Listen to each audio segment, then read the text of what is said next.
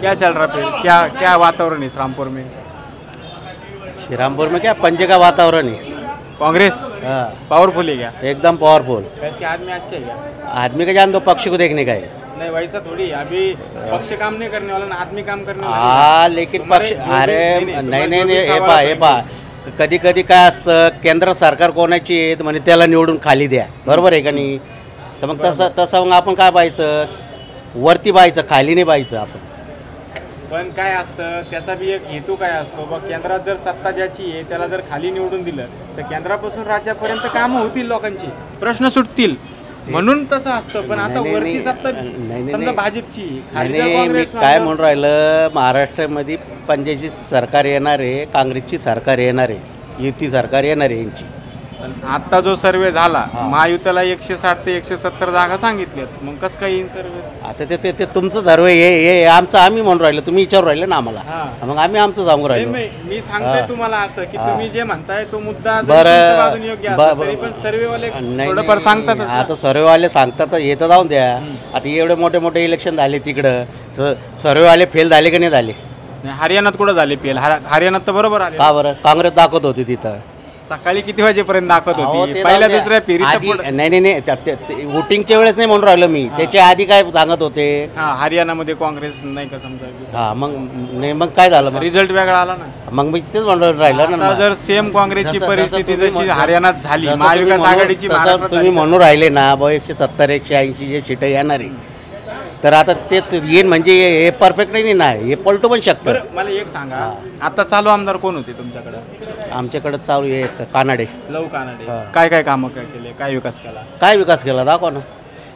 मला नाही माहिती, मी तालुक्यात नाही काही विकास नाही केलेला आहे. म्हणजे काय काय अपेक्षित आहे तुम्हाला येणाऱ्या आमदाराकडून? आता अहो सगळ्यात आधी आहे ना विकासपेक्षा आहे ना, आता यांनी 1500 रुपये ते लाडली बहिणीला दिले आणि दाजीची गांडीतून निघू राहिले ते, हा का नाही निघू राहिले?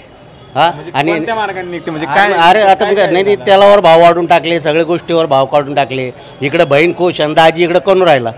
हा आता काय याच्यावर काय तुमचं काय वाटतं? नाही आता तुम्ही सांगा ना मला.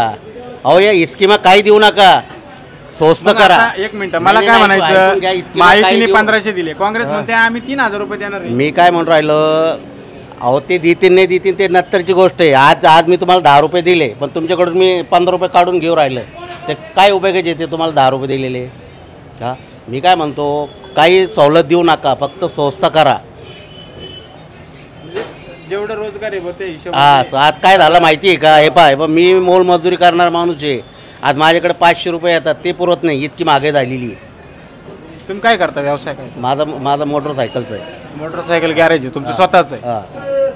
आता याच्यावर काय काय पर्याय? महागाई कशी कंप्लीट होईल? आता कशी कंप्लीट करायची यांची? आता जे GST BST, आता भाजीपाल्यावर GST लावून टाकली, अन्नधान्यावर GST लावून टाकली. म्हणजे मला काय म्हणायचं, मोठा माणूससुद्धा भाकरच खातो आणि मागून खाणारा सुद्धा तो भाकरच खातो. मग हे लक्षात ठेवायचं ना का बाबा तुम्ही स्वस्त समजा अन्नधान्य केलं तर गरीब पण खातो, ते मोठ्याचा पण फायदा होतो. सरकार जे गोरगरीब आहे त्यांना राशन तर देते ना, जो 80 करोड लोकांना. अरे तर मी काय म्हणतो देते ना, तर ते महिनाभर चालतं का? प्रत्येक घरात जाऊन विचारा ना तुम्ही, महिनाभर चालतं का म्हणून ते राशन? महिनाभर नाही चालत. म्हणजे ज्याला काही 5-5 किलो हिशोबाने देते त्याला महिनाभर, म्हणजे महिनाभर चालवायचा विषय नसतो, एक आधार राहिला पाहिजे. ठीक आहे, आधार म्हणजे किती दिवस चालतो तो? ठीक आहे तुम्ही देऊ राहिले ना, किती दिवस चालतो? आज गहूचा भाव काय आहे? गहूचा भाव तर 40, 42, 50 मग परत त्याला आणावंच लागतं ना विकत. हा तेलाचे भाव काय झाले? तेलाचे भाव 140-50 रुपये, आधी 120 होते. हा मग बरोबर आहे. भाजीपाल्याचा भाव काय आहे? भाजीपाला पण शेतकरी ओरडत येत, आम्हाला भाव द्या, मालाला भाव द्या, मालाला भाव द्या. अहो मी काय म्हणतो तुम्हाला, हे भाजीपाला आपल्याकडं पिकतं, कांदा आपल्याकडे पिकतं. आज कांद्याचा भाव 70 रुपये होणार आहे. हे सफरचंद शिमलाहून येतो, काश्मीरहून येतो आणि तो 100 रुपये किलोने विकतं. तो म्हणजे उगत नाही ऐकून घ्या, त्याला भाडं किती लागतं? म्हणजे तो कांद्याचे भाव तिकडं तो स्वस्त आहे.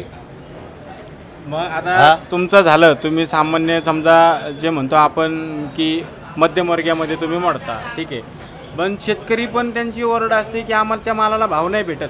अरे तर मी काय म्हणतो, मग हे सरकारचं काम आहे ना, कसं नियोजन बसवायचं, काय करायचं, सगळे खुश राहिले पाहिजे. फक्त तुम्ही इकडे 1000 देऊ राहिले आणि तिकडे 2000 देऊ राहिले. सरकारचं तर तसा प्रयत्न चालूच आहे ना. नाही, इकडे 2000 देऊ राहिले आणि तिकडे 4000 देऊ राहिले आणि इकडून काढून घेऊ राहिले, त्याच्यापेक्षा डबल. आता श्रामपूर मतदारसंघातलं जे काही उभे आहेत आता समजा सागर बेग आहे, अजून आपले हेमंत ओगले साहेबच आहे ना, हेमंत ओगले साहेब आहे, अजून तुम्हाला सांगतो चालू आमदार लहू कानडे आहे, त्यांच्या विरोधात महायुतीचेच भाऊसाहेब कांबळे. तर मग यांच्यात मताचं गणित कसं होईल, काय वाटतं तुम्हाला? नाही हे एवढं मी नाही सांगू शकत तुम्हाला, पण हे पहा तुम्हाला हे पण सांगतो, श्रीरामपूरचा इतिहास आहे. मी भाईसाहेब म्हणून बोलत असं नाही, हे श्रीरामपूरचा इतिहास आहे. इथं आत्तापर्यंत काँग्रेसचं सीट लागलेलं आहे. हे तुम्ही याची चौकशी करून घ्या. हां बस, मग हेच समजून घ्या तुम्ही, इथं फक्त काँग्रेसचं सीट येणार, दुसरं कोणी येणार नाही. आता योजनेत नवीन चेहरा आलाय सागर बेग म्हणून, हिंदुत्वाचा झेंडा घेऊन, त्याच्याबद्दल काय वाटतं तुम्हाला? हिंदूंचे मतं पडतील का त्याला? ते तर आता ते हिंदू लोकांना विचारा, मी कसं सांगू शकतो. ते मतं जर असे डिवाइड झाली, समजा काही समजा कानडेला गेले, समजा काही सागर बेगला गेले, काही भाऊसाहेब कांबळेला गेले, मग मुस्लिम वोट कुठं जाणार? 100%. नाही मुस्लिम वोट फक्त काँग्रेसला जाणार, बाकी कोणाला जाणार नाहीये. आणि त्याच्यात काही शेतकरी गट, पवारच्या गटाला पण नाही जाणार. ऐकून घ्या, मुस्लिमचे जे वोट आहे हे काँग्रेसला जाणार आहे. त्याच्यानंतर शेतकरी गटांचे मतं सुद्धा काँग्रेसला जाणार आहे. शेतकरी गटाचे का बरं? ऐकून घ्या, आणि काही मराठी पण आहे ते पण तिकडे जाणार आहे. आता ऐकून घ्या, तुम्हाला एक सांगतो मी, आता यांनी एकच पक्षाचे 2 माणसं उभे केले, कोण? घड्याळ आणि धनुष्यबाण, बरोबर आहे. आता यांच्यात जो मत होता हे काय होणार, डिवायडेशन होणार, बरोबर आहे. आणि हे बाकीचे जे हे फक्त काय समजा, कोणी 1000 मत खाणार, कोण 2000 खाणार, कोण 5000 खाणार आहे. याचा फायदा कोणाला होईल? फायदा काँग्रेसलाच होणार आहे ना. म्हणजे काँग्रेस 100% निवडून येते. आता गगनीत सांगितलं मी तुम्हाला, त्यांनी काय केलं, त्यांचं मत डिव्हायडेशन करून टाकलं. 100% काँग्रेसचं सीट लागते, म्हणजे परत ती इतिहासाची पुनरावृत्ती चालूच राहणार आहे. ओके, चला, 1 नंबर, धन्यवाद. या इकडे.